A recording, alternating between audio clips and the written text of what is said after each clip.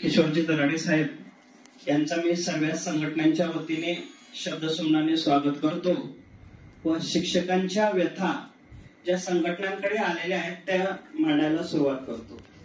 सन्माननीय साहेब, टप्पा अनुदानाचा संघर्ष तुम्हाला नव्याने सांगण्याची आवश्यकता नाही।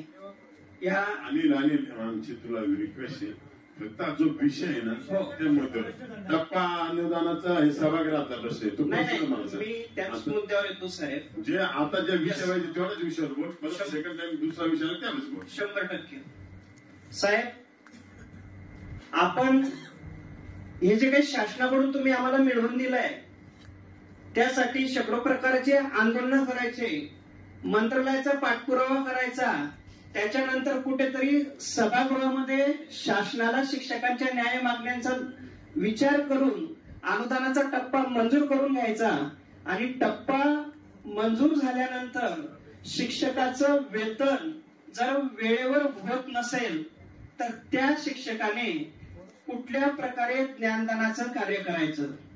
खरं तर महाराष्ट्रामध्ये एकमेव शिक्षण विभाग असा आहे की त्याचं वेतन हे वेळेवर होत नाही साहेब। मी अनेकदा हरीश भाऊंकडे तुमच्याकडे शिक्षकांच्या वेतनासंदर्भात मधल्या काळात सन्माननीय शर्मा साहेब असताना फोन केले साहेब। आमची एकच विनंती आहे, आम्हाला काही पोटभर पगार नाहीये, आम्हाला जो मिळतोय पगार तो तुटपुंजा आहे साहेब, आणि ज्यांचं कोणाचंही असेल त्यांचे EMI हप्ते, घरात आजारपण, दुखणं, मुलांचं उच्च शिक्षण, बऱ्याच भानगडी आहेत। त्याच्यामुळे आपल्याला शिक्षण क्षेत्रात जर ज्ञानदान कार्य चांगलं करायचं असेल तर ते ज्ञानार्जनाचं काम करणाऱ्या शिक्षकांना वेळेवर वेतन देण्यात आलं पाहिजे।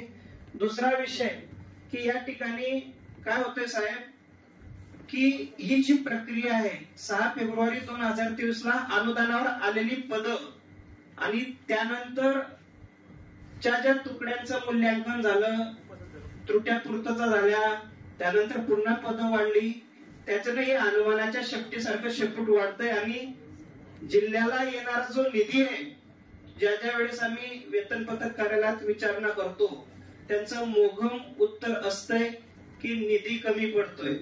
माझा स्पेसिफिक प्रश्न असा आहे, टप्पा अनुदानावर 20% वेतन घेणारे शिक्षक किती, टप्पा अनुदानाचे 40% वेतन घेणारे शिक्षक किती आणि टप्पा अनुदानाचं 60% वेतन घेणारे शिक्षक किती, आणि यासाठी आपल्या वेतन पथक कार्यालयाला शिक्षकांचं वेतन करण्यासाठी नेमका किती कोटी रुपये महिन्याचा खर्च असतो त्याचं विवरण या ठिकाणी आपल्या समक्ष द्यावं ही नम्र विनंती।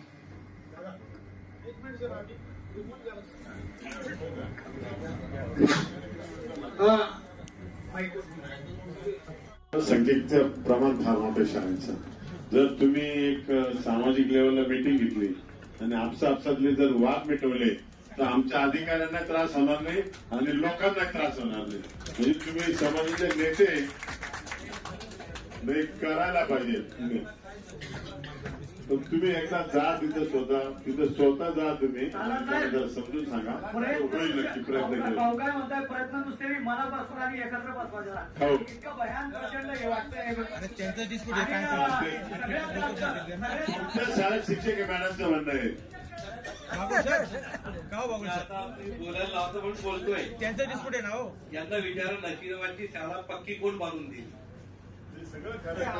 मी दादांकडून खासदार निधीतून 7.5 लाख रुपये दिले, 3 लाख मुंबईच्या पार्टीकडून दिले, 2 ट्रक सिमेंट दिले, यांच्या मॅनेजमेंटने एक चहा सुद्धा मला दिलेली नाही। या इमानतद्वारे काम करा। या लोकांना अनेक प्रयत्न केला, गावाचे प्रत्येक लोकांना बोलतोय, पण इतका गुंतवणुकी आहे तिथे। जर महाराष्ट्रामध्ये पुढे जर 7-12 पॉलिटिक्स बघायचे असेल माझ्यासोबत नक्की राहायचं, इतका प्रयत्न करून थकलो मी। दादा काय बोलतो, अधिकाऱ्यांनी मिटिंग घेतली केंद्र संचालकांची आणि सगळ्या केंद्र संचालकांना सांगितलं गेलंय की तुमच्या सेंटरला कॉपी आढळली का तुमच्यावर अमुक गुन्हा दाखल होईल। मला समजत नाही की आम्ही करायचं कसं काय काम।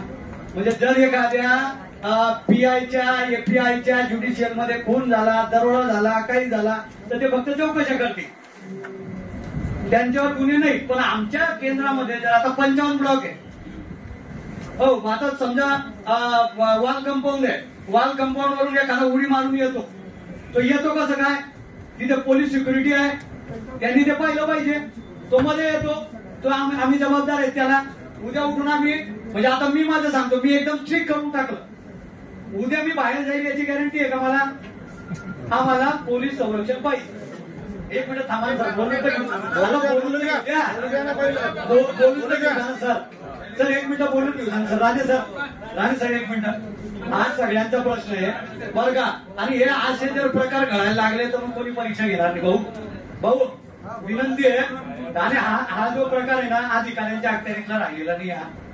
आमची विनंती आहे की तुम्ही विधान परिषदेत रिव्ह्यू करावा आणि आम्हाला सगळ्या शिक्षकांना संरक्षण मिळावं अशी विनंती या माध्यमातून करतोय साहेब.